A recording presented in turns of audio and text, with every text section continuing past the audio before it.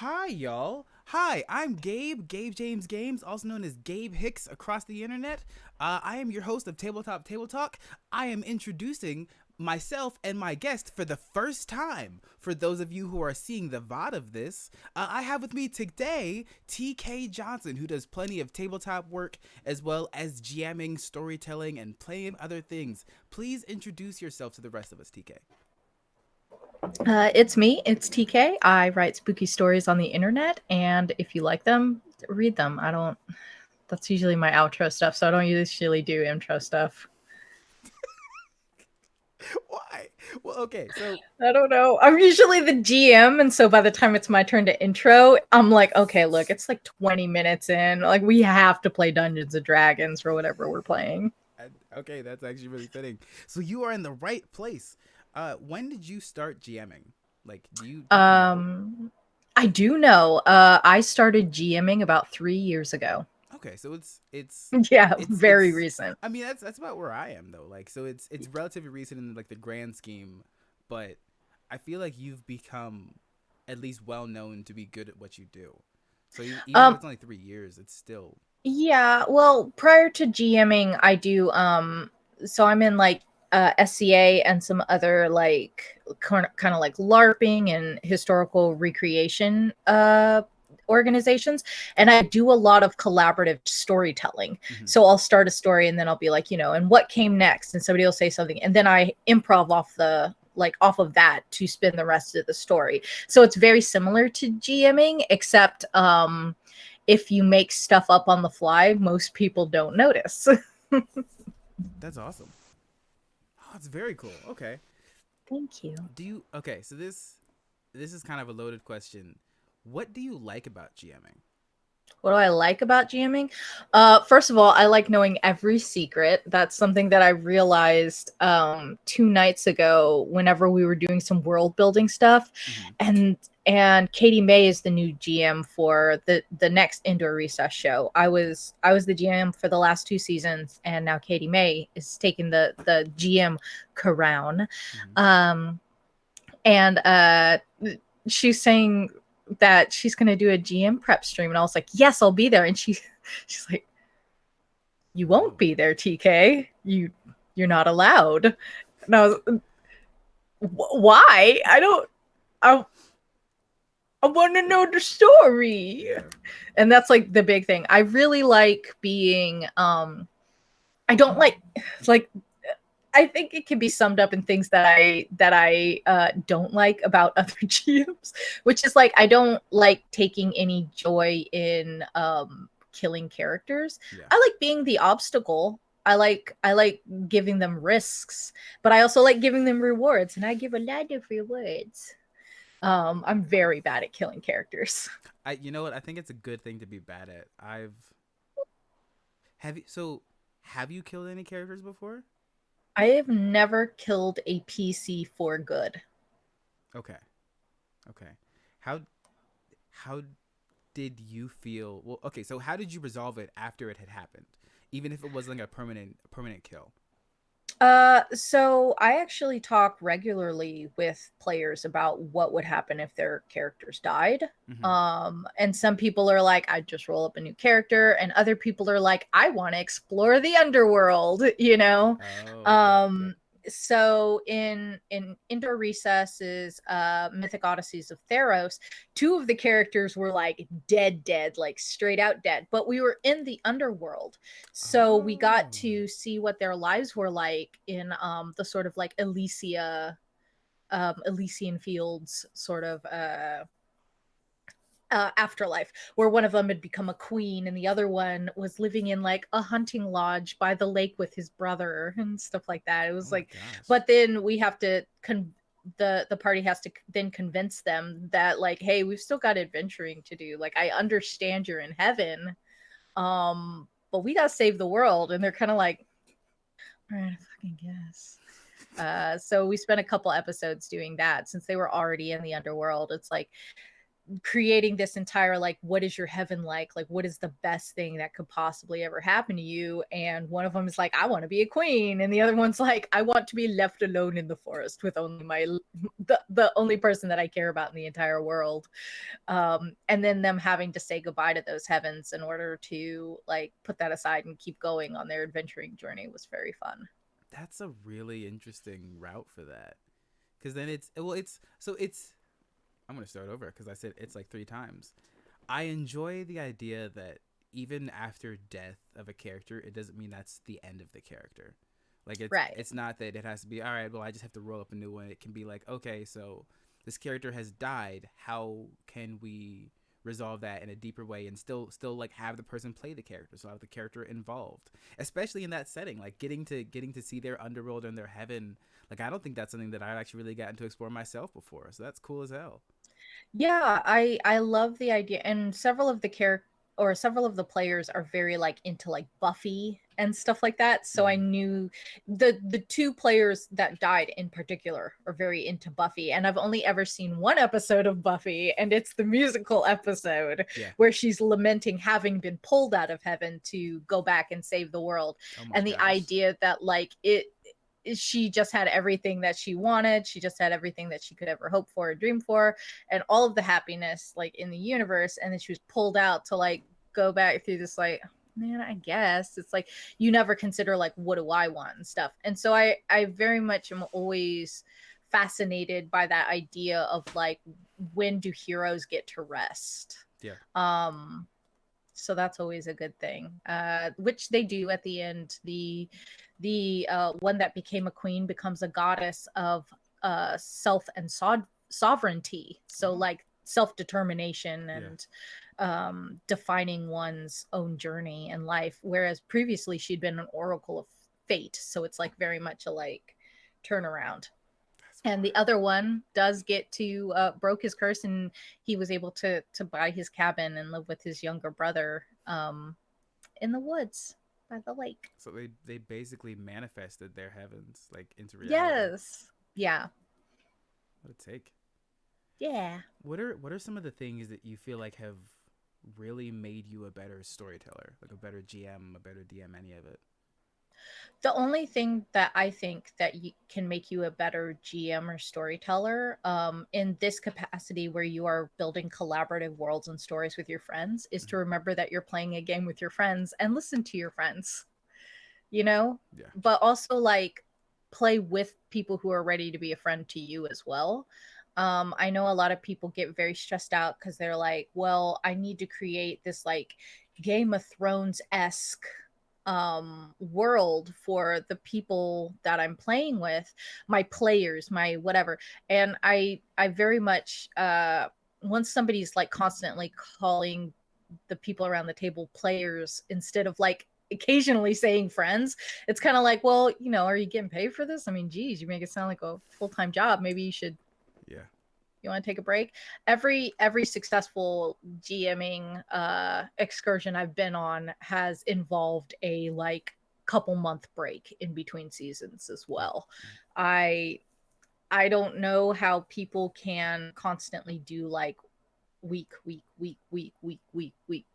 I get burned out real fast. I Yeah. get tired. Yeah. No, I I have agree. shit to do. Yeah. I one of the habits that I've like been making myself try to break is like you talked about calling them players and everything, and Mm. I've almost started trying to like whenever I'm DMing or anything, I try to refer to my group as my party. Like I just Mm-hmm. say it's the party that I'm playing with. Right. For Yeah. sure, for sure. And it's like once you when you get in like my players and stuff, you get very much in this mindset that you are like separate from them. Yes. Yep. Um Yeah, because if and I'm running it, I want to be a player. Like I'm playing the game. I'm having yes. fun. Yes, the GM is also a player. Yeah. And yeah, it's like very, I don't know. It's just important to me that like you're playing a game with your friends and you always remember that. Yeah. I had a lot of my obviously my first GMing wasn't on stream. It was a home game, Mm. and I learned a lot from that game just from like I don't like gotcha DMing. I don't like Yes. this thing where it's like you put a lot of work and effort into doing something and it's like gotcha, it didn't matter. because I'm God here, you know, and I joke a lot in games, so like I'm God in this world, but I have very set rules that the players know or that my friends know, which are things like if a PC introduces an NPC like as part of their backstory, I will never endanger or kill that NPC without their like knowledge. Yeah. So if somebody's like, I have a library or a store or something like that, I'm not gonna burn it down in the first session. Why would I do that? That's important to you. And you built your character with the knowledge that that's important to me or to you. It's like I have a wife, I have a child, I have a whatever, and I'm like I will lose it. Like I would be upset if I put a lot of work into establishing a family for my character and they were just like, well, a troll came into the town and killed them while you were away. It's like I didn't even have a chance to help them or save them. You just like away that player agency for the sake of like drama or like well, and it's like some of the most boring drama too. It's like, man, okay. I mean, I'll just watch Game of Thrones. I mean, shoot. That's true. That's true. Because I love stuff that it's when something terrible doesn't happen that sometimes makes me the most interested. Like if my character's family, I come back and I see that they're fine, then it alleviates that concern for Gabe. So then the next question is like, oh my God, they're fine. What happened to everybody else that wasn't my family? And then it's like, oh, you realize that like half of the town got eaten by a giant slime thing, and it's like, oh God, because then you're not you're not focused on just your family; it's the entirety. Right, exactly. I made a horrendous mistake. And I wouldn't say, actually, I won't call it mistake because it was something that was intentionally done and it was really messed up. And I did it to my younger sister in her first campaign. I told her that she was allowed to be part of a scout troop.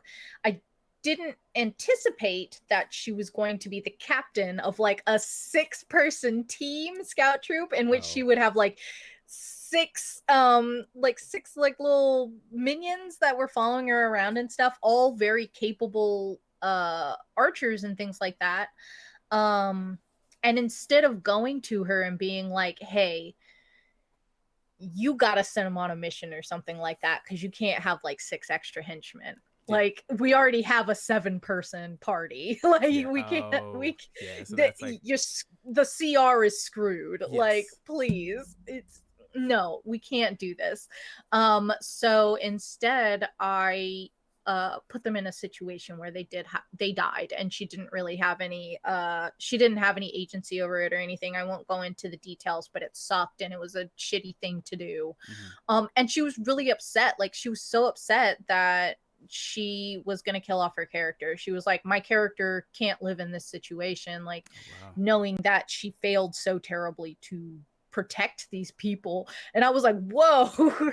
And so, you know, we talked about it after the fact, which in my opinion is too late. And like I made it up to her by giving her like a giant fairy stag to ride, which is very cool. But no, I mean, the stag was cool. It wasn't cool of me to do the bare minimum and making my younger sister not cry at the table. And there was like another time where like I was really shitty and retaliated against my husband for doing something that kind of threw me off for a minute because we spent like 6 months with the party totally split with no interest in getting back together as a party. So I was running 3 or 4 different storylines every session. Oh my god. It was terrible. It was bad. And we'd do like 6-hour sessions too. And it's like just being desperate to keep everybody engaged in everybody's storyline because none of their characters had any interest. We should have had a better session 0 and stuff. That was my fault. But yeah, they had no interest in coming back together as a party. And like at one point, John's character, my husband John's character, is a paladin, and he had been led by some captain of the guard into the backyard of a mansion where they suspected somebody had been kidnapped, and then that guard just like vanished as part of a trap that they had triggered, which for my traps, I like teleportation runes and things like that. I don't like traps that just do like an HP tax. Yes. And my husband saw it, was like, nope, and went back to the temple for more reinforcements.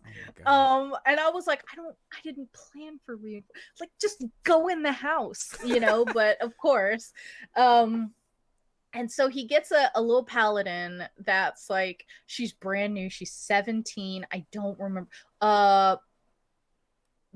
it's like Brunhild or something, like it's something cute. Yeah, and she had like she had a pole arm with a pink ribbon tied on it and stuff, and I killed her the first chance I got when we were in the house, killed her off screen. Really crappy thing to do, because, you know, I basically created a character that obviously his character would feel very like paternal towards, and then the moment that they were separated, she was dead. He was talking to me, and that actually is part of my like no killing kids like rule, because she's like 17, so of course he, like, my husband's like in his 30s, and he was like, I can't believe that you killed a child like that just to like teach me a lesson in the game. And I was like, yeah, when you put it like that, it was really shitty to do. And so the next session was like a funeral for her. And I've never done anything like that since. There was one point where like there's another boy that he was considering taking as a squire, and he ended up not doing it even after that, but I let him like speak at her funeral and everything, and so we did get some like story closure, but it was a very hard learned lesson. Maybe don't be a dick. it's hard communication of like story stuff, because there's also that moment of like, you even talked about it a little bit, when you have that conversation beforehand, before like the action happens, like if they at least have the agency, or like they have the anticipation of it coming, then it's not so much that it's an opposed thing. Like if there was the moment where something tragic was happening, and that was the way the dice fell, and then it's like, hey, something terrible is probably going to happen to this NPC. I just want to make sure that like you're not going to be like upset by this. And because then if as well, it takes it out a little bit. It's like you're the top view camera instead of the first person camera. But then when they have that perspective, they might be like, okay, you know what? Like I get this is a game. Go for it. Well, and in his case, with the, gosh, I wish I could remember what her name was. It doesn't matter, but it's like, I do wish I could remember. But maybe it's just Brenna. I think it was just Brenna. And with his case, like, she was a character I completely made up on the spot, and she was very much like, hey, yeah, let's go, it's my first adventure, I'm very excited. He's like, let's do it, you know. It was a really crappy thing to do, and something that I have not done since, because I could have just given him like 2 no-name paladins to take back in there, you know, but instead I was like, now I'll show you. What a crappy thing to do, you know. Like, don't do that. Like, honestly, if anybody listening to this stream is a GM, like, or wanting to get into GMing, and they look at my experience and be like, wow, that was the thing they did that was crappy, won't do that. Boom, we did it. I had an experience with a GM like years and years and years ago, and it was one of my first experiences, and like it was the reason I didn't play for like a year and a half. My character, like, there was something in a well, and so my character had wings, and they like went into the well, and then I got into the well, and they decided, oh, you know what, actually, like, as you're going around in the well, something happens to your wings, and like they start to feel weakened. I'm like, oh, okay, well, I'll climb out. And they're like, well, actually, you're kind of stuck in the well. Make a check to see if you can get out. And like, so for like 10 minutes, we were having a conversation. Like, why can't I climb out of the well? Well, because you're just tired and weaker. And I'm like, what the hell is happening? So I'd like almost died in a well, and I'd like talk myself out of it, because they had decided, And they said out of character, yeah, I figured that when someone went into the well, one of you was just going to die so that it would add drama to the story. I'm like, what the hell? Why? You don't have any other way to add drama? That's what I'm saying. I think you need a break, bud. Yeah. I think. Yeah. So it's there's not like, also it sounds dark, but like there are way worse things than death in tabletop games. Yeah, for sure. Like, for sure. If you can have an entire town disappear, they don't have to die, but if they were like teleported to a space where time was frozen, like they're frozen there. It's an entire town. They're all gone. Their lives are just awesome. Put on a standstill. All of their family read a members. Note real quick. Yeah, like go for it. Like it's. A note. I was running a one shot, and like when they came out of this like illusory state, they found that Waterdeep was essentially just a chasm.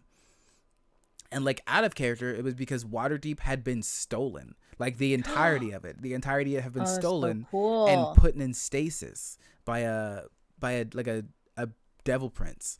Oh my gosh, that's so cool. Yeah, he was using the possibility of their lives, of what could have been, to fuel himself, because they were frozen in time, so they wouldn't be able to live that possibility out, even like through death.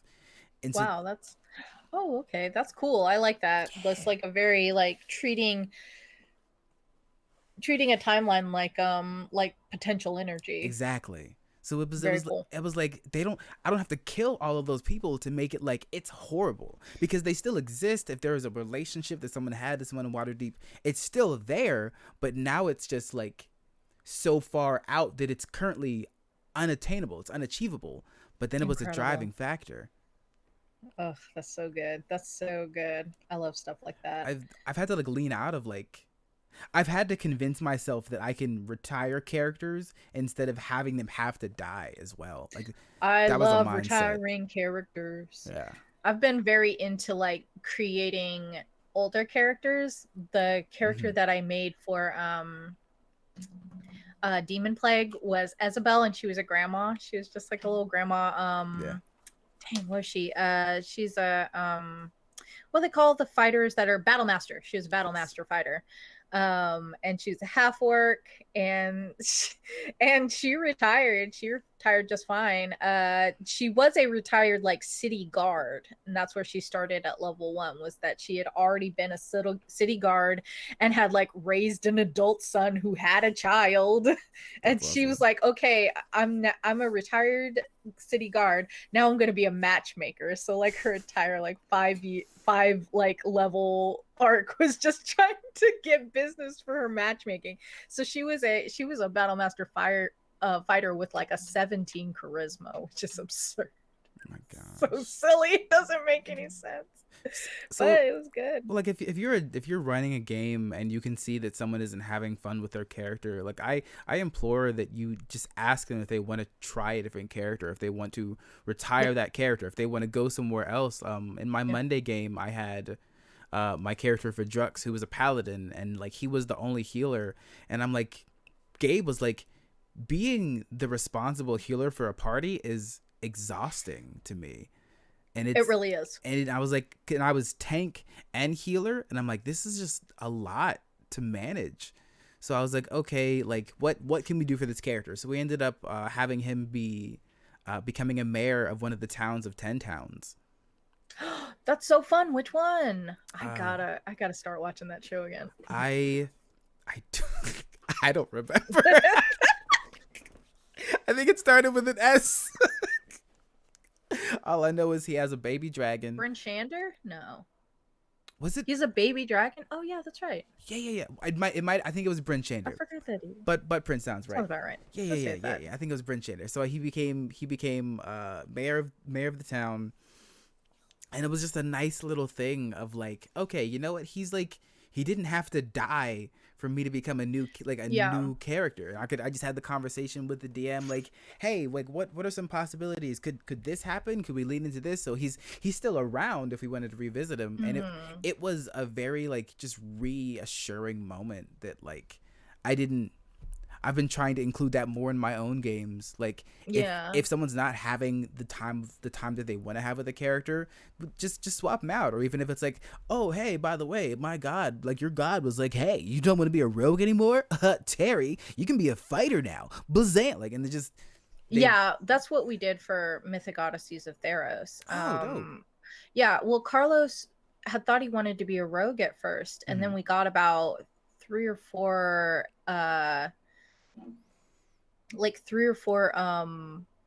ones or levels in, and he was like, not feeling this, Yeah. And I was like, you know what, honestly, we just came to like a big like crux in the story. If you want to be an artificer now, I know you've been thinking about like he's tinkering and like making things, because his character had made like his own wings and everything. Oh, cool. And I was like, if you want to be an artificer now, you can be an artificer. And he was like, hell yeah. And I was like, and honestly, artificer uses intelligence. If you want to use dexterity instead, and say that it's not intelligence, but Handiness. intuitiveness, Yeah. that makes you able to build things, like just like that intuition and like your dexterity makes you just like picking up something and being like, oh, this feels like this feels like it'd be good for making fly stuff. Yeah. That's fine. Use your dexterity modifier. I don't give a fuck. Yeah. It's Dungeons and Dragons. It's all fake. That's another great point. Like when you're GMing, don't forget you can make the rules. Yeah. You can make them up. You can change them any way you want to, because this is the story that you're telling with the other people at the table. Like if you want to say that for whatever reason this is a strength sorcerer and everybody's happy with it and it's fun, do it. I'm not using my magic with charm. I'm using magic with my fists. Taste the spell fist. Like, and just I'm a himbo sorcerer. Yes. Like, and if I wasn't buff, then I wouldn't be as charming. Yeah. Just let me have it. yeah. Like use strength as your charisma, like persuasion. For sure. Yeah. Yeah. Like honestly, how many bets have been won over or how many deals have been struck over an arm wrestling contest? Just do it. Yeah. I've seen Jean-Claude Van Damme movies. Yeah. What's the problem? That's what I'm saying. So there's a lot of times when it's like even yesterday I was playing in a game, we were playing Cyberpunk, and the GM was like, yeah, sure, whatever. Like, let's do it that way. Like, it was definitely not something that was in the rules, but he was like, that's fun. I like it. Let's do it. I get so bad when we come up on a finale too, because I'm just like, it's the finale. Fuck it. Yeah. It's like, I was wondering if I could do this, but it would manifest as a horse with wings that I could ride, and the wings' feathers would be rocket launchers, and it shoots smaller tanks that also shoot chainsaws. I'm like, fuck it, it's the finale. We're here for 1 more hour. Do it. Do it, coward. It makes it fun, and it's what that's okay. So when you're a DM and you're like telling all the stories and having to think of everything, when you give like the party like the basically the fuck it button to just do whatever they want, yes, like if you're like, hey, I've given you all this material, now do what you want with it, they're gonna make the weirdest stuff, and it's gonna make all of it so worth it. It's like you introduced to them a town that was actually on top of a volcano, and someone's like, well, you know what I want to do? I'm gonna finally activate that volcano, but make marshmallows come out of it. And like, you know what? How do you want to do? How do you want to do this? Like, yeah, it's just like, you know what? Tell me all about it. You're the GM now. Let's switch windows. Like, do it. I literally don't care. I just ate like 6 pieces of pizza. My tummy hurts. It's 4 a.m. Yes. Yeah. So someone made a great point. Like, I love letting people, if they narratively justify something, try to do it. Like if they're like, hey, I would really love to be able to do this thing, and I'm like, okay, yeah, like do you I really want to make a wooden squirrel. I'm like, okay, like do you have like a wood carving kit? Like, oh well, I go buy one. All right, so you just start making start making a squirrel. Like, I'm not gonna make you roll for it, but if you give me like, well, like I've had this wood carving kit and I really want to make a giant apple man, I'm like, yes, sure. You gave me all of the narrative pieces for it. Make it happen. Mm. Yeah, so I'm seeing the this question where they're asking, is it bad as a DM to ask? Sure, you can if you can narratively justify that. Ask it. Like, Yeah, tell them that. Yeah, you know your boundaries. Like, I'm not gonna tell you that's how a to great talk to point. your friends. But like only you know your boundaries. But there's like yes and is important, but so is yes but, so is no Yeah, and so is no but. It's like that's true. no, but how about this? No, and also this. Yes, but with this caveat. Like, I would make deals with my players all the time, and honestly, they would take them with a frightening frequency. Like what? Player, yeah, my friends, almost nobody that I play with, well, maybe Lisa, is like really good at like thinking about the consequences of their actions. Are there usually consequences? Oh, yes, absolutely. So There are always consequences. that's also another good point. That's When fair, Lisa. when Yes, you're you are always. GMing, when you're DMing, you're also allowed to have boundaries. Like, this is all of your story. This is Mhm. not just a story that you're running for the people at this table. This is not just like your story. This is everyone's story. And if Yeah. they're doing things that are like pushing out of a boundary or like pushing out of your creativity or what you're up for doing, you absolutely have the right to say that. You could literally, if they're like, "Hey, let's, you know what? Forget about the dragon. Let's go fight this dungeon of squirrel dwarves." I don't know why squirrels is my thing today. But this dungeon of dwarves with squirrel heads, which, God, that's horrifying. And you could literally be like, That sounds awesome. "No, that's all yours. Of Take it. course, I think so. Take it. That's yours." Thank you. Let me just make a note. Yeah. Daughter God. Dwirls. But like if they're doing that and you're like, "Hey, y'all, like like just above board, I don't have stuff prepared for that. I have like stuff for like this kind of stuff. Can we like meet in the middle?" To like, Yeah. well, are there maybe like some dwarves that are sacrificing to the dragon? You know what? I can make that work. So like, Yeah. if you have boundaries, even if it's just narrative or storytelling boundaries, or like you're tapped out for like what you felt prepared for in the session, you have the right to say that. It's Hmm. everyone's table. And it's also like, especially a streamed game, Yes. especially a streamed game. Yeah. If y'all have been fucking around in the marketplace for 3 episodes and you have a finale coming up, Yeah. it is okay for you to say to the players, look, y'all, we gotta go to the next town over. Like, there, the story is there. I don't want to curb your creativity, but we gotta go. Like, Yeah. this is a show for people. Yeah. Yeah. Well, I've had like conversations. I had a conversation during a break when I was like, "Hey y'all, quick question. Are we the bad guys?" Like, I just want to know, so I know like Yeah. where we're going into this with these choices. And they're like, Yeah. "Well, maybe." And I'm like, "All right, cool. Got it." So we're Like, if we're the bad guys, let's be bad. that's But fine. Yeah. let's not have any ambiguity about it. Yes. Yeah. It's Have like, you am have you ever I run for a bad party now? that wasn't necessarily good? I Good. Air quotes. I've almost exclusively run parties that have started as maybe the good guys, but then been very like, let's say, moral fluid. you you closed your eyes and looked like you went into a deep meditative state, like you had a There, realization of what all of your choices have been. it's like there have been like center stone characters, like I would say my husband's character from the home game, and my sister's character from the home game, and Mercy from Tales from the Mist I would consider to be sort of a center stone character. Mm.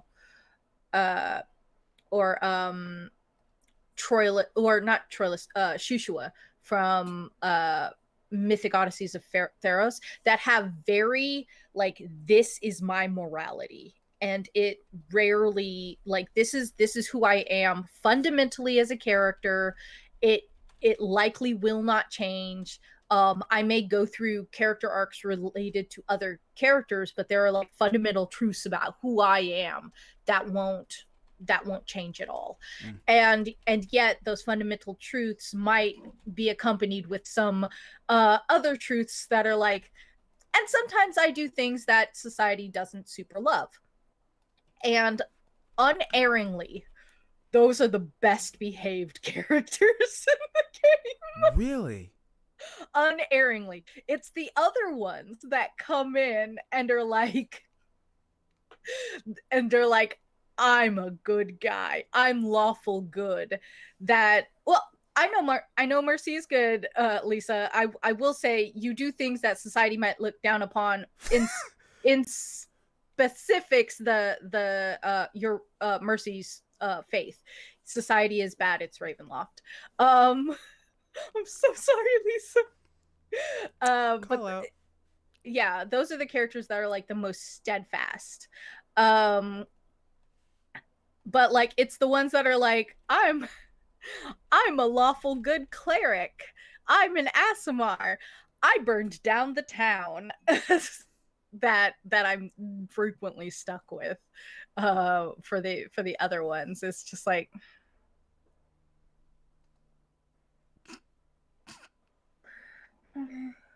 I really struggle with like, so I I I don't, even as a GM, like I don't really know necessarily how to approach stuff, because like I play good or I play bad. And like there's not really like, it's either Boy Scout with a machete or the Yeti with an AK-47. Like yes, they're very strangely specific, but and they all have the same voice. yes, they do. And I don't know why, because like like when my character of Jux, he was originally going to be evil, and then it was like, oh no, I'm sparing people. Nope, gotta help that person. Nope, I have a code, let them do these things. But then I made another character, and I'm like, how many people could I lightning bolt at once? And I'm like, it's 100-foot line, so if they're all in a line, I'm like, no. Oh my gosh, as a GM, lightning bolt and other lightning spells are the bane of my existence. So the next time I run a campaign, I'm gonna have specifically like an evil druid at some point, and I'm gonna put them on a boat, and I'm gonna make it storm, because I want to use call lightning while it's storming to get that extra D10. Like that's what I want. So I'm like, I'm just gonna bring it out, but all the time we had the storm cleric Shushua in Mythic Odysseys of Theros, and every time we would get into a battle, she'd be like, is it raining? And I'm like, damn, it's raining on the map. No.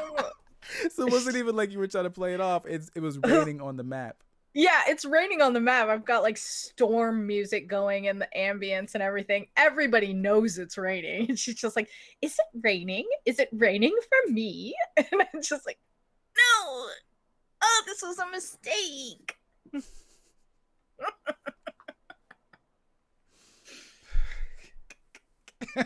Bane. What's one of the things that a party has done to you that has genuinely caught you off guard? Oh no. That's not a great reaction to start. There's so many things. First thing. What are you seeing right now in your brain stem? My mind's eye. Okay, that so looks better. Home game. This is when the city caught on fire. This is a city that was the size of Constantinople at its height. Things are wild. Yeah. So there was a sort of like mutation agent like a vial of like a mutation agent. Mm-hmm. And my plan for the home campaign was that we were going to do a series of one shots. And so while they were in the city, everybody was going to get 3 days of leave to do a bunch of fetch quests. These 3 days of leave lasted almost a year because What? of the trouble that the characters got themselves into. I can't elaborate. It's just a thing that happened, and I was too new of a GM to stop it and to like nip it in the bud in its prime. So the ranger that my sister was playing Mm-hmm. was she had a fetch quest. She had been given a job. Her name was Olivia Pinamorn. And she had been given a job by their commanding officer to take a vial of this unknown mutagen, take it to the alchemist on the other side in what's called Small Town, and that's like the quarter where everything is accessible for like small sized and smaller medium sized creatures. So Mm-hmm. a lot of halflings, gnomes, dwarves did a lot of their work over there. And so she takes it over to Small Town, and she's just supposed to get it identified. That's all that's happening. There's a parade going on outside. All of her little scouts are like, "We don't have to go inside because there's a parade and we're going to eat everything." And she's like, "All right, stand at attention and don't come back." Everything is fine. She goes into the alchemist. I believe it was Larua's Tier is the name of the alchemy like apothecary or whatever. And she meets this little like dwarf, and she's like constantly making fun of his name because it's a very like Gwitty and Gwip or something like that. Like it's a very like name. It's very silly. And she's constantly making fun of his name and distracting him while talking to him and stuff. And he accidentally spills this mutagen while he's working on it because she's distracting him. He's failing his rolls. She does a medicine check and then an arcana check, flubs both of them. So she like her character assumes the absolute worst of this situation. Mm-hmm. He gets this mutation on his hands, and she cuts his hands off. And I was like, "Oh, okay. Well, it's starting to spill and everything." And she's like, I need to drag him out and everything. I'm like, "You can either take the mutagen or you can carry him to safety." And she's Hell? like, "Okay, well, I'm going to try and carry him to safety." After she's cut his hands off, she's like, "I'm going to try and carry him to safety." And This is and I fine. was like, "Okay, well, I'm gonna need you to make me a strength check because dwarves average like 300 pounds." And she's like, "I drop him," and it's like begun to like this mutation is like got an acidic effect, and it's like eating into floors and things like that. And she's like she's like trying to get out, and she knocks over a candlestick, and she gets like she sets the building on fire. And she's like, "I want to go back for the mutation so we could still have a sample of it." And I was like, "It's gone. Everything's on fire." And she's like, "Everything's on fire. We gotta go." And she like sets the parade on fire, like because she doesn't do anything to try to curb the fire. She just grabs her rangers and they leave town. She doesn't alert the guard, doesn't try to find the rest of the party. I give her ample opportunity to do those things. She doesn't go back to her commanding officer. They steal some horses and leave. Yeah, what do you do at that point? I set the town on fire. I mean, she did. That was her. I set the town on fire. I mean, She yeah. did. Yeah. Later, it would become part of her legacy, and there would be like posters of her that the Ashton Butcher. because I that's what hate they ended it. up. You like it? I hate it. She came up with that name, so yeah, it was. It's not where you thought that fetch quest was going, is it? Oh, and then he mutated into a giant black pudding and attacked the rest of the town. Two more of the players started fighting him, and then as soon as they were sure that they didn't kill the puddings or anything, but they didn't kill the jellies, they didn't kill the puddings. They made sure that the civilians were safe and then left because they had a midnight rendezvous at the docks.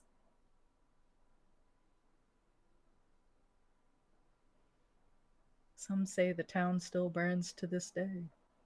Oh my god. Oh, actually, that reminds me of another thing that they did in the very first episode. Is this group okay? It's not. Some of them moved. Yeah, in the first episode, they had been like arrested as prisoners of war at a battle, the Battle of Black Bluff.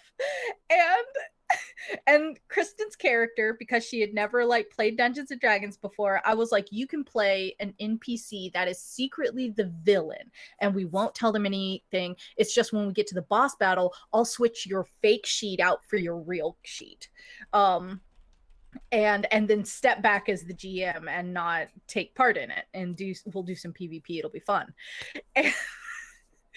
But that all went fine. That went great. What didn't go great was the first hour, because what was supposed to happen was that her character had a key, but I wasn't experienced enough as a GM to just be like, yeah, you've got a key. Instead, I made her roll a perception to see whether or not she had a key. I could have just said you have a key and saved us all an hour.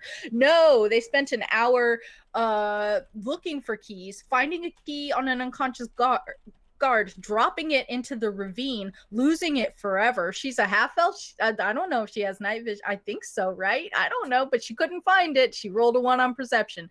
Then they like freeze the lock and break it after like 45 minutes of just standing around with their thumbs up their butts. And then they sneak over to the other side to get all of their armor and stuff. Mind you, this was an encounter that should have taken 15 minutes at the most. We're now an hour into it. They are sneaking over to get their stuff. Their stealth is terrible. Somebody notices them. They have to impersonate guards for like a while. They get their stuff. Somehow oh yeah, that's right. One of them casts some kind of like flame spell at the guards that were like not suspicious of them at all anymore. They were like, I'm gonna kill him. So he like shoots like I think he shot a sacred flame at him, sets the whole place on fire. The whole camp's on fire. One of them is like, I'm gonna get the horses. They flub their animal checks because everything's on fire and the horses are spooked. The horses run away. Everybody, it's just like an hour and a half of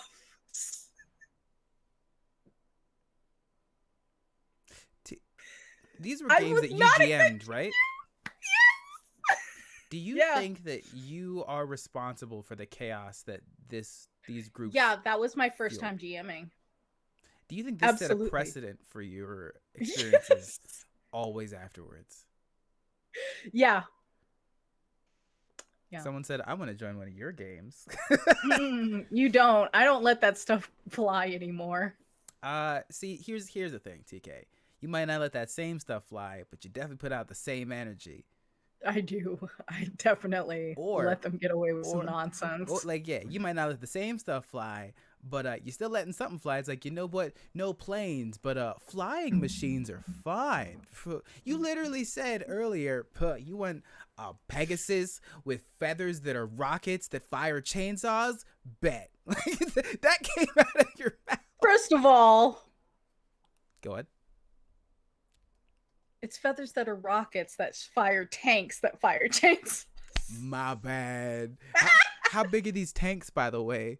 Are they tiny tanks, or like they get bigger as they shoot out? Or is this bird the size of like a freighter plane? I understand what you mean, but I hate that you only used sounds. You didn't say it expands. You just said whoop. that was hyperbole, but at the same time, one of the characters was a centaur paladin, and he was like, "It doesn't seem right that I would have like a steed. What should I have instead?" I was like, "You can have a land vehicle. I don't care." And then he was like, "We're on water. Can I have a water vehicle?" And I was like, "Sure, bud." And he chose a surfboard.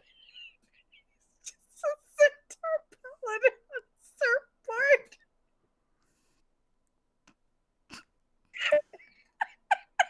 I would like a water vehicle. Sure. So there is a centaur paladin on a surfboard. Yeah, That's gonna have to be a big surfboard. it's rough.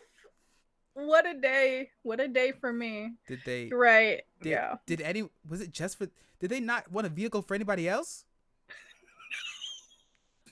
No, they didn't. And I don't remember. I think actually one time they made it like a cart that everyone could get in. But other than that, it's always been like a surfboard. Someone even said there's a difference between finale chaos and regular chaos. But speaking to you, TK, I don't know if there is a difference for It you. feels like the same, honestly. That wasn't even a finale. That was just normal. It was just a Tuesday. What are some moments that because I this is the stuff that I love talking about. What are some moments when you had someone come up with an idea that matched the chaos you were putting out, and it was that moment of like, oh no, but also oh yes. Oh no, but also oh no, yes. Um, for our first season of Tales from the Mists, for our finale, I introduced the main bad lady, Radaga, and it's like it was like it was like the eclipse. It was like the eclipse from Berserk in there. There was Oh like no. ghouls running around, just like ripping people apart. There's bodies everywhere. There's skeletons. There's like she's got like a crown of three rotating flame skulls, and everybody's like just like tied up in this like battle and stuff. And Mercy, the sorceress, runs up and says, "Leave my friends alone," and punches the boss in the face. Like just Exactly what I said. She ran up and punched the boss in the face, and then Thunder stepped away as a bonus action. But she, "Leave my friends alone." Boo! And I'll always remember that. I'll always remember because it's such like a magical girl. yes. That's exactly what that is. Because you don't Yeah. just punch the boss in the face and then leave. That doesn't. She punched her in the face, and then Thunder stepped away. And I just stood there. I was just like, uh, roll damage. Did they survive? Oh, did she survive? Yeah. Mercy? Oh, yeah, Mercy was fine. Hmm. Mercy was fine. I mean, like, honestly, most of the damage was from the Thunder Step as Oh, opposed to the that's punch, fair. but just like the stones, to Yeah.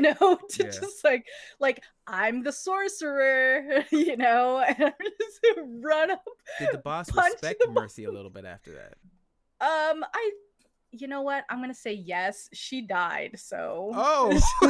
oh yeah, like not after that, but like she died eventually. But it's like such a like little kid running up to an adult in a Disney movie and kicking him in the shin moment. I was just like I didn't obviously it was a thunderstep, so I couldn't take like opportunity attack or anything. And I was just like I like you it's just one of those moments where you're just like I mean, there was also a moment in season 2 where they had a phylactery, and I told them that if it were consumed as part of a magical act, that you could draw upon the magic that was stored in that phylactery. It was a lich's phylactery, and what they thought that meant was to drink it. Uh And I like visibly had to pick up my notes and set them to the side because we're in the wild fucking west now. It's like I was like, I and they were like, you said consumed, and I was like, I like magic, like material component. They were like, you said consume. What happened after they consumed it? Well, they were we never really got to finish the show. But what was essentially happening is that they were possessed with like the power from this lich, because it was a Zalen Rex's phylactery, and he's the Lich King of Ravenloft. Yeah. So they were steadily growing into a mortal vessel. They were becoming a phylactery. It was wild. It was a good time. Tiki, what the hell happens in your games? I don't know, man. More like forbidden sarcophagus water. Oh, I hate it. Yeah, I just like honestly, I kind of also that was an ad in the background. So... Don't pay attention to that, people. You know, I'm an improv DM, so I kind of let them do what they want to do and then run to keep up.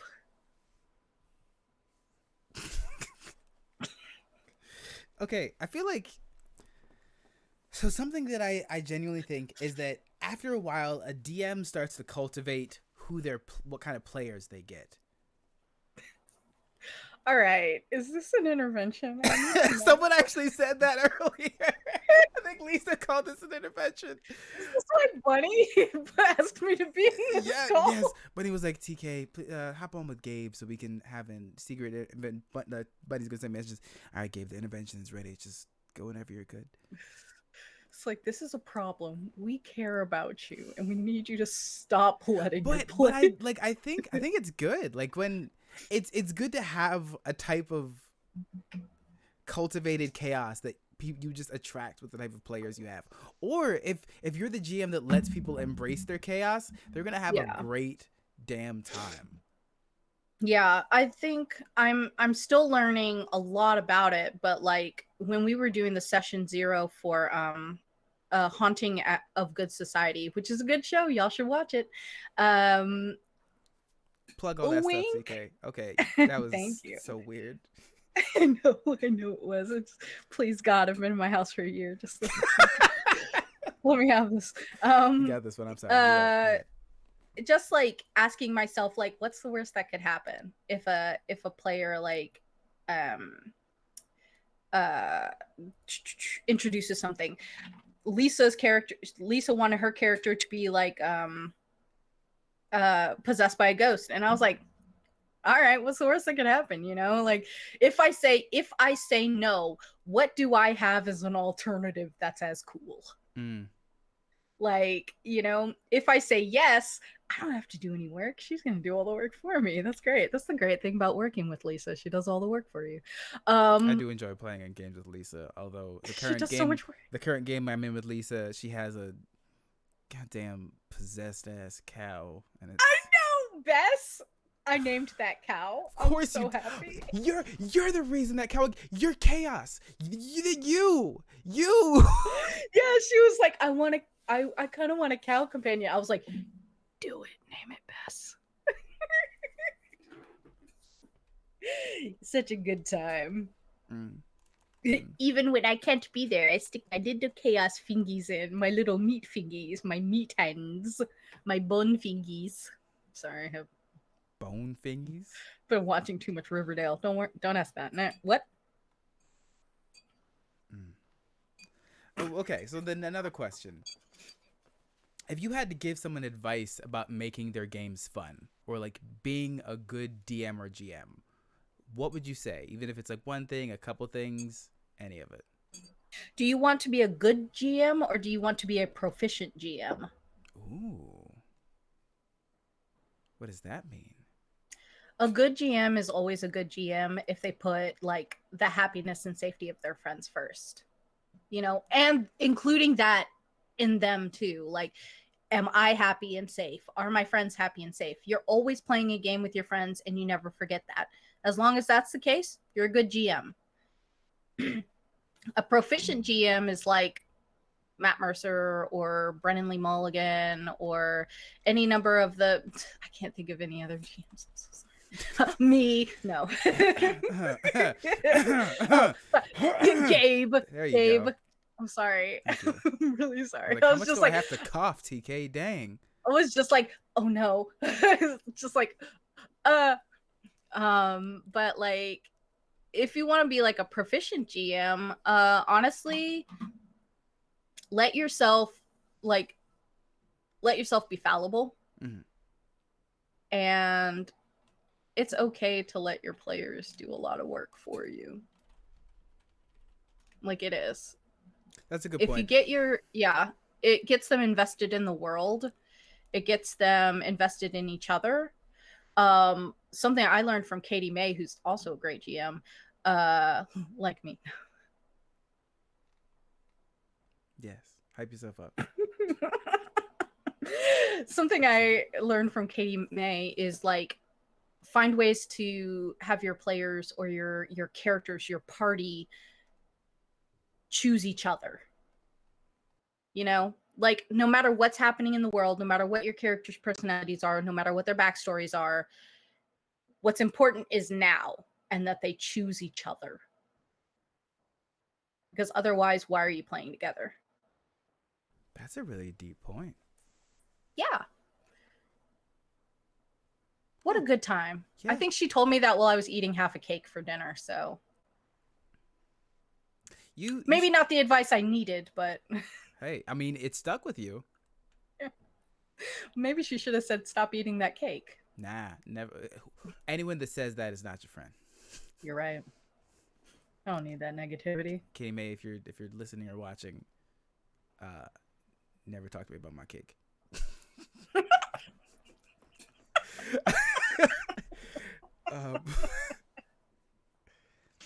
I like the idea that like letting your like let the people that you're playing with do some of the work.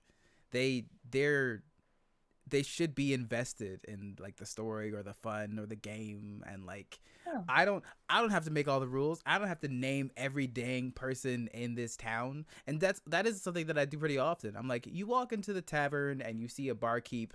They're a tall lizard folk. James, what's his name? Jerry Strainer. All right, sure. You see a lizard folk named Jerry Strainer, and it's sometimes it's fun because if the first name they pick, it's really stupid or it's really weird, but then they own it. Yeah. They met a centaur. They met a centaur with long black hair, and they're like, yeah, and so you meet this long black haired centaur. She's genuinely gorgeous. What's her name? Rachel, what's her name? Megan. And I'm like, did you name her Megan because she is a stallion? And she would not look me in the eyes. So the answer was yes. So they had a canonical centaur like companion Incredible. named Megan that was in fact a black stallion horse. What an incredible time for me in my life. Yeah, I love it, and if anything ever happens to Megan, I will burn this place to the ground. Oh no. They bought like Megan full plate armor and shit, and then like gave her a lance. Like I love her. She ended up so she went from like just doing transportation to being like captain of the guard. It was a very strange ascension. What an incredible time for me specifically. What a joyous occasion.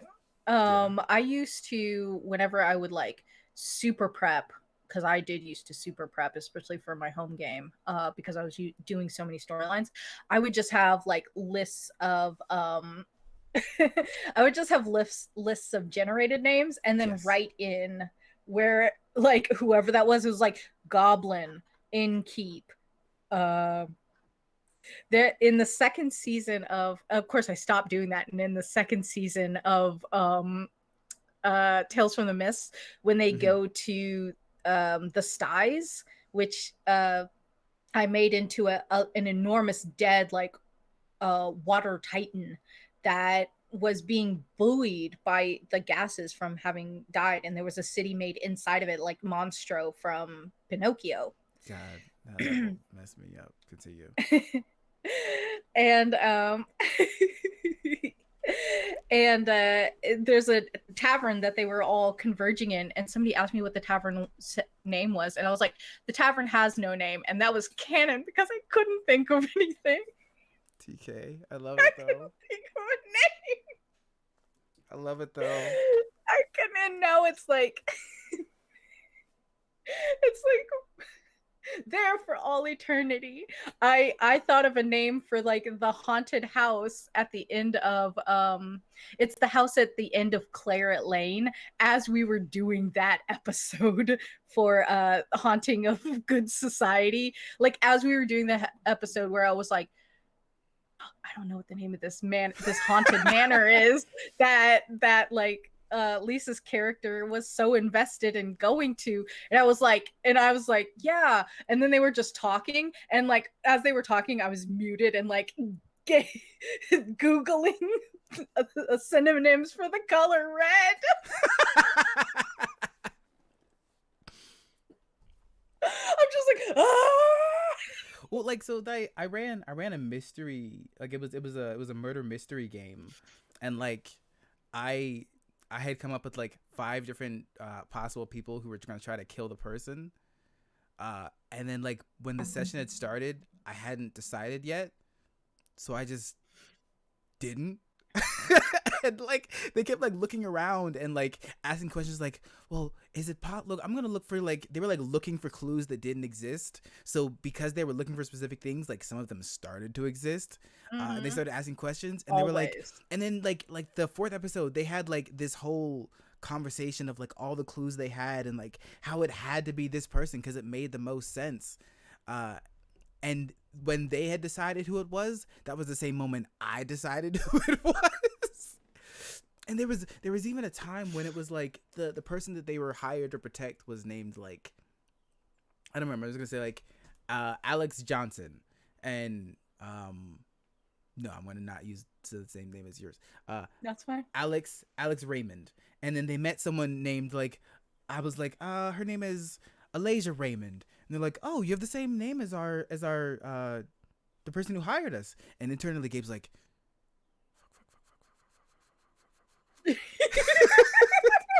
because I had totally forgotten that I had given him the same last name. So they're like, oh, are you related?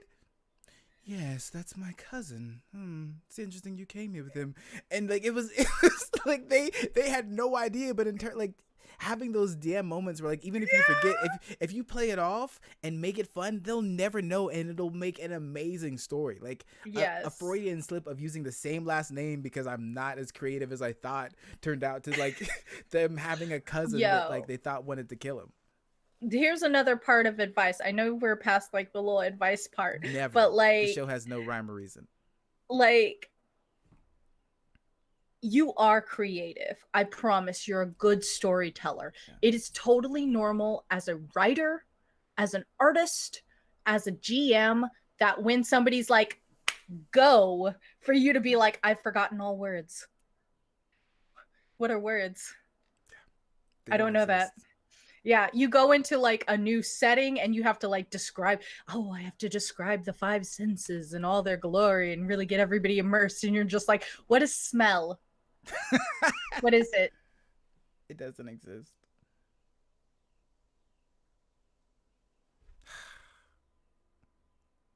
Do you have, how deep do you go into like describing like food and such? Food, oh my gosh. So food is one of the only things that I will go in depth, like really in depth describing. Of course it is. Yeah, no, when it comes to like an area or something, I'll always do sound and smell. Like it doesn't matter what it looks like because they already have, they'll usually have a mind's eye picture of what it looks like. But Carlos, one of my main players for Indoor Recess, has aphantasia. Mm-hmm. So it's if I go into like visual descriptions, it makes it harder for him to picture it in his mind eye, because he just doesn't have the ability to do that, to like picture things in their mind eye. So if I say it's a cave and, you know, it smells musty and sour, like, that's all he really needs to know about it to be able to like conjure that picture. Whereas if I were like, if it's a cave open, and it's like it's yawning darkness and things like that, and I like really go into it with like, oh, and the stone is black and glossy like like this nonsense, and it's just like, all right, well, I gotta be in bed in like an hour and a half. Can we? Yeah. So I usually do sight or smell and sound for like areas. Yeah. But when it comes to food, I'll like Google the perfect like example of whatever food it is. I'm like, does wet smell? Michael Wayne, I'm gonna pause wet for a second. absolutely smells. Yeah. Things can smell wet. That's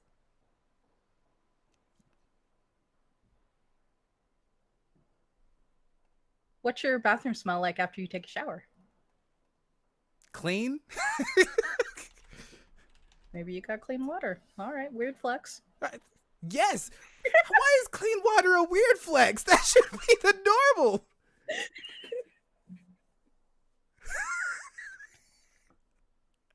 TK, no. Just let me be from Kentucky. I don't need the liberal elite. Clean water.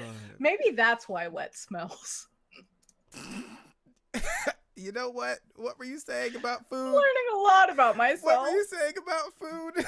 Oh, yeah. Also, I usually make weird foods. Yeah. Like what? So, and by weird foods, I really mean non-Western foods.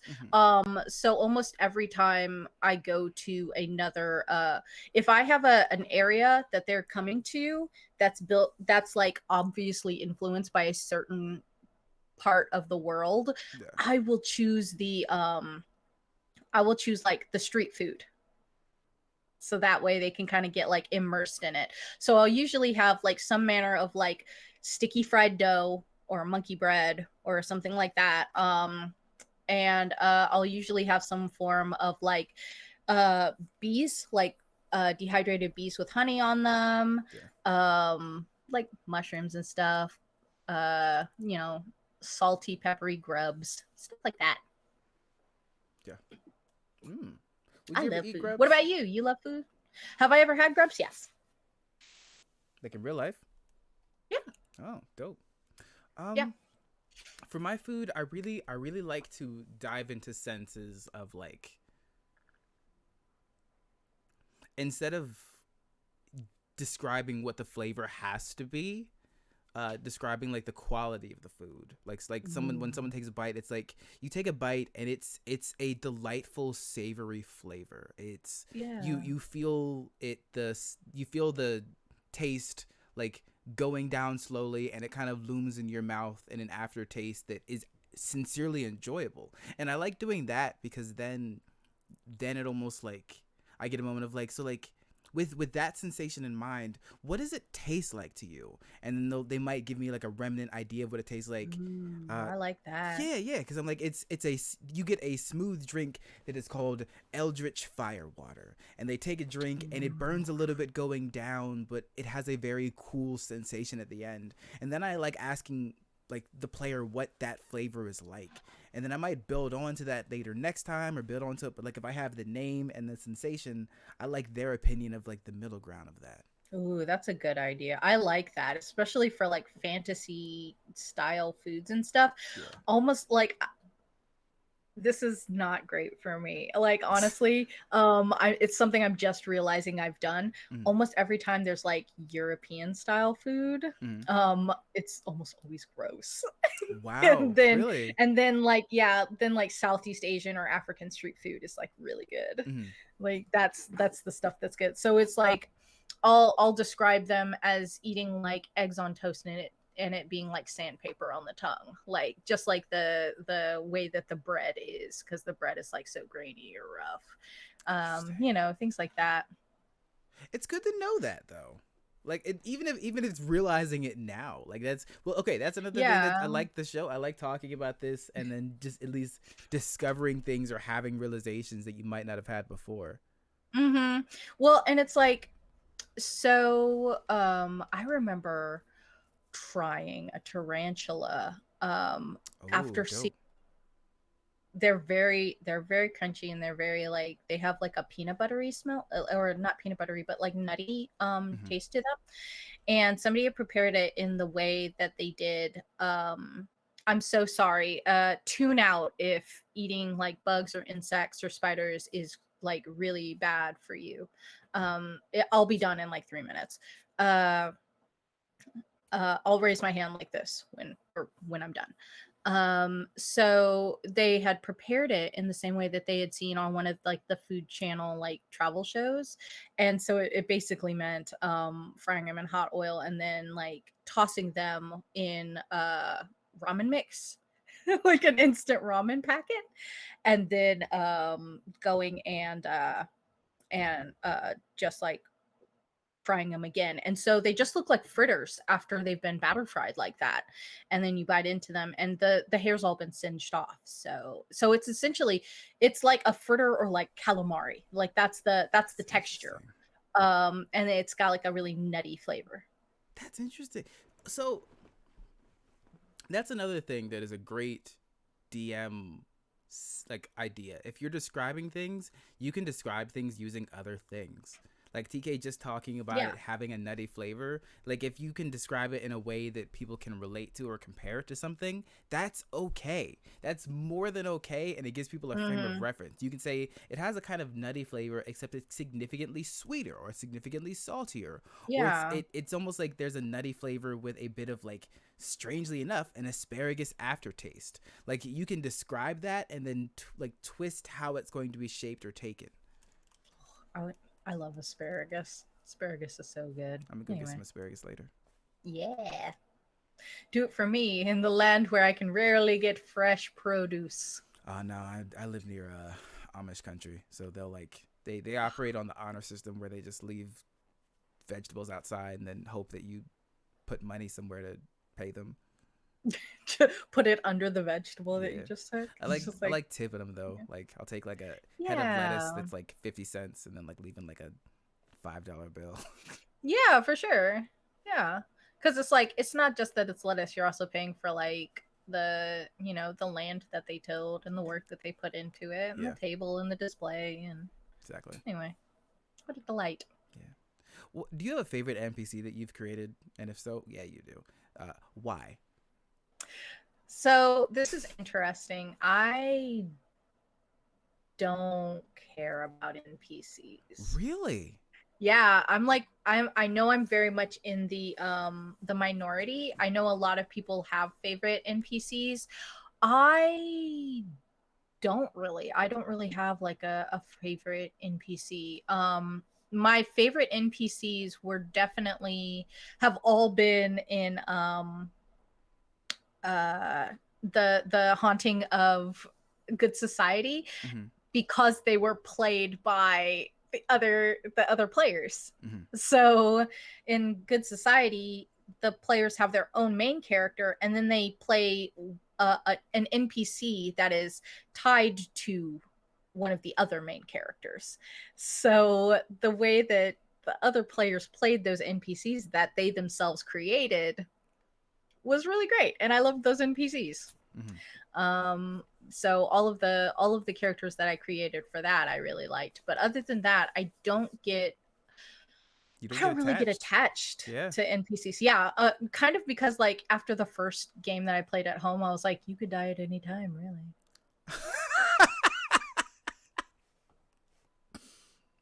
TK, you kind of control that Why would I love something that can just wither? because it's beautiful in the moment. No. A picture of it is beautiful. Asparagus is beautiful in the moment. I love asparagus. Yeah. But why would you care about asparagus if it's going to be gone, TK? I care about eating it. I care about being instrumental in its destruction. Okay, the NPC thing makes more sense. You got me there. Yeah. I'm a monster. I so you love knowing the secrets of stuff that your player, like your players, your party, your characters, everything. Yeah. You love knowing the secrets. Uh, I'm very nosy. are you what? How do you react when like you realize when they have a secret that they reveal to you finally, and then like you now like see like pieces that they were putting together very slowly or something like that? I am not a good example to ask this Really? That's why I question asked you though. because I like to know secrets up front. Um, Sometimes when people surprise me with things, it can be really, really cool.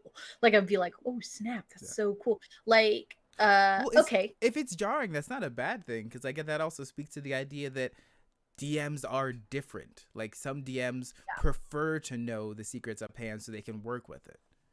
it depends on what the secret is. So like with Mythic Odysseys of Theros, I let them when they turn level 20, I let them all like break a stun stone that had the essence of one of the gods of Theros divinity in it and become demigods for a little bit of time, and then they killed some gods and it was great. We had a great time. But I let them choose like, hey, what kind of demigod are you? And so like the Ooh. surprise there where they're like, I'm the god of self and sovereignty. I'm the god of truth and wisdom. I'm Yeah. the god of, like Carlos said, the god of metamorphosis. And I was like, oh Oh, shit, that's that's so dope. cool. Yeah, that's dope. And things like that. And I love things like that where it's like stuff clicks together, or when they surprise me with like story stuff or like monologues and things like that. I love stuff like that. When it's mechanical surprises, that's when I'm always like, don't love that. Not in any way planned for it. I had a one of the people in my home game was an Asmar, and I think we were 6 sessions in before he was like, "Oh, and I have working wings." What? I was like, "Yeah, what's your flight speed?" And he said, "Oh, I know what it is." And I was like, "It should be on your character sheet. Is it on there?" And he was like, "Oh, it must have been on my other character sheet."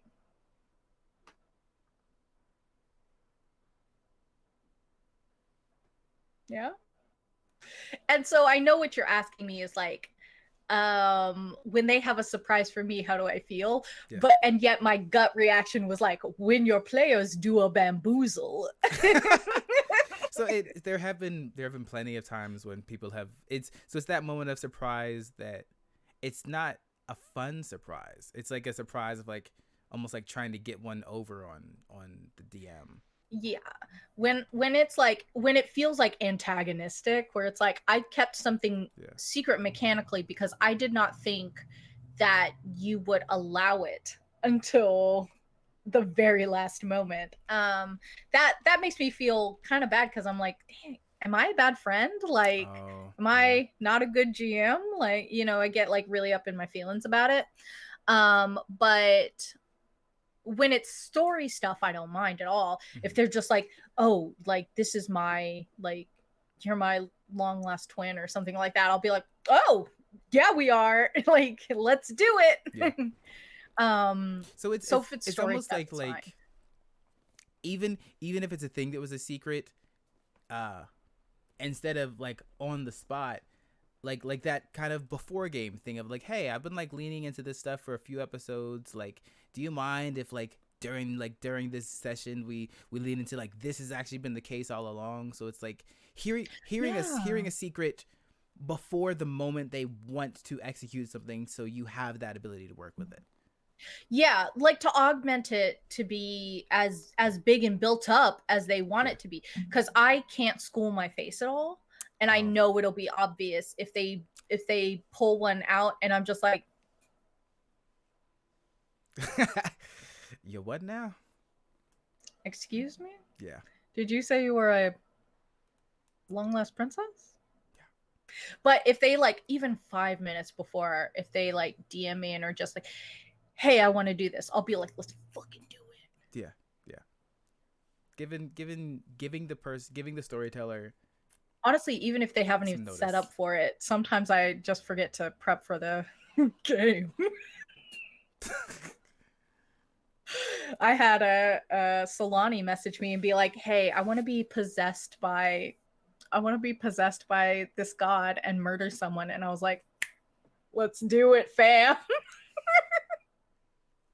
It was a good time. She used the spell shatter to like on his rib cage and smashed him into a gajillion pieces, and then looked her teammate in the eye and said, "Satisfying." Then we went to break. Anyway, TK, I feel like you're a good example of um chaotic fun in like a DM like basis. Like that's and yeah, I'm like, what's the worst that can happen? I think that's what like makes I think when people see you and like see you as like a skilled role player or a GM and stuff, I think that's the stuff that sticks out. And it's to no shortcoming of like working hard to be a better storyteller and try to learn from your choices and mistakes. But also I think it genuinely comes from like you being like, screw it. What's the most fun? Like Yeah. that's one of the best ways to be a good DM in my face. Like and like what's the most fun? Like what's the most fun for like all of us in this weird moment? And it's if it's like, Mm-hmm. you know what, fighting this big bad that's going to kill them because everyone has had a long day, that's not going to be super fun. But if they fight the big bad and the big bad turns it into a TV episode of a 90s show in a different dimension and they laugh, we're going to have a great Yes. time. What an incredible gift you've given me inside my heart and Oh soul. no. I'm glad No, Katie I'm a May is player. DMing. Yeah, I'm a player in the upcoming one. And then Lisa's a play or the GM for the next Cluniverse show we're doing. So I'm taking a break for a little while. It's That's good. very exciting. Is it? Can't Is it? wait Aren't you? to You're already ruin chomping at someone the bit. else. I'm very excited to like ruin a world somebody else has painstakingly created. You're the worst. I am. I'm a monster, truly. Gosh, I. Not you, Lisa. Not your world, I promise. It's your world, Lisa. It's. I mean, it's our world now. I want sushi. Sushi sounds so good. I haven't had sushi since before the pandemic. Pandemonium. Yeah, before the the panini, Panda Express. the Panera. The Sisterhood of the Traveling Pants. Okay, that's a really good one. I can't think of it. Dang! Somebody said "Panic Not at the Disco." Oh, butt prints, you win. Butt prints. That's a good one. You say room, but don't you mean add to it? That's true. That's true. It's so that's another fun thing. Like when you're a like a DM, if you trust the Pangea, The Pan Am. when you're a GM and you can trust your trash, and you can trust the party that you have, like let them make stupid decisions.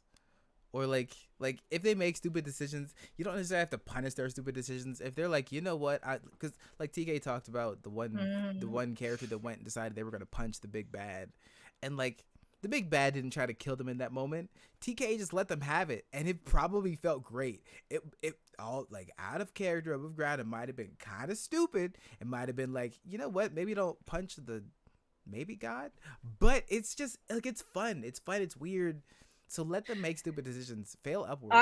I do love it when they do things like that, and this like they have ensured there are zero consequences because Thunderstep does take away the It was a punch, but I think it was Shocking Grasp, which was like a flavored like a punch, to take away the reaction. So no reaction, no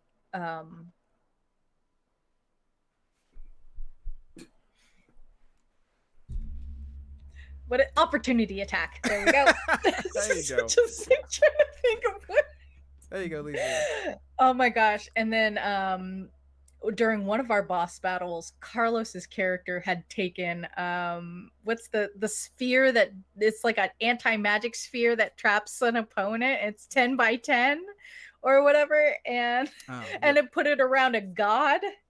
And so like Jeremy Crawford had ruled on like Twitter somewhere else. It's not in the actual text, but somebody had asked Jeremy Crawford about it, and he was like, "No, you can't cast spells from inside there." And I was like,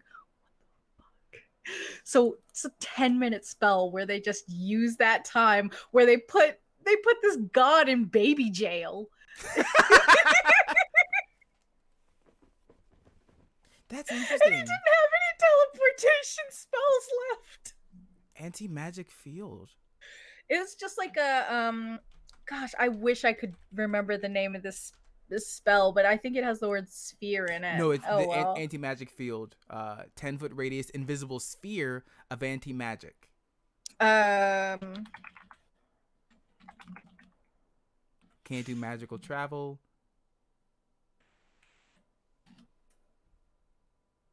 It's not that one specifically. It is a different one that the artificer used, but I wish I could remember there's what an it's called. Artificer thingy, and it could only be gotten rid of with disintegrate. Geez, I wish I could remember what it was called. Yeah, you can only get rid of it with disintegrate. Ugh, I wish I could. I was like, let's go to break because I'm gonna Google the shit out of this spell. And we all Googled and we all looked it up and stuff. And I was like, Jeremy Crawford, meet me behind the 7-Eleven. It was absurd. I was like, what is happening? So upset. What the hell? Yeah, it was wild. I was like, wow, this is a thing. That's interesting. This is horrible. This is horrible for me. Oh, Otto Resilient Sphere is the full name. I wonder.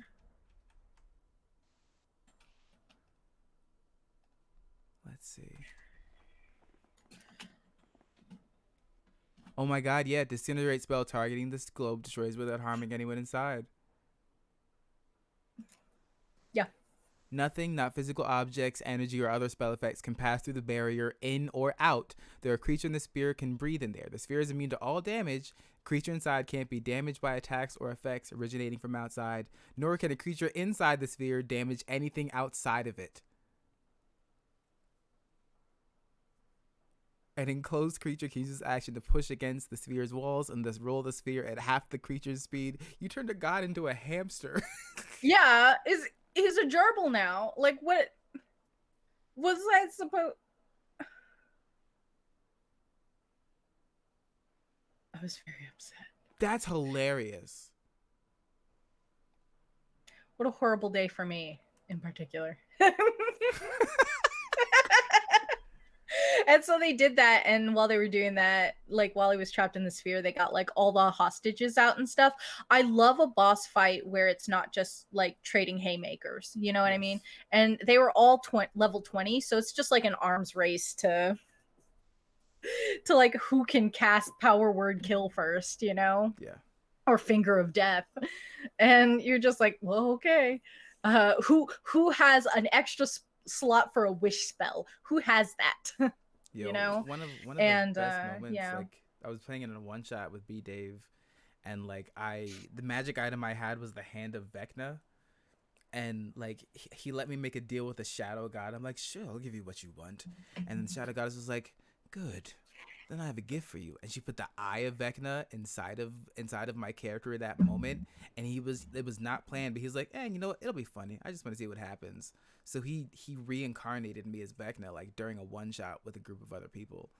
It went well for me. It went badly for everybody else, but it went well. That's for what me. I like to hear. That's what I like to hear. Yeah. Why not? Let's be epic together. Yes. Cosmic actions have cosmic consequences. Yes. Let's do it. Yeah. I love that stuff.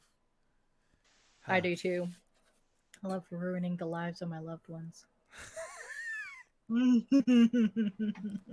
I would say TK is a great reference for DMing, but TK is a great reference for the chaos that you can possibly harness and channel when it comes Yeah, to DMing. it's true. Is there anything else that you have to tell to your adoring fans and or feared following, TK? Oh my gosh.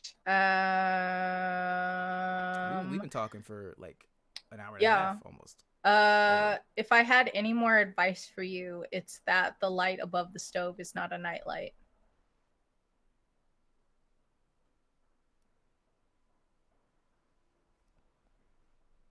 You good, cuz?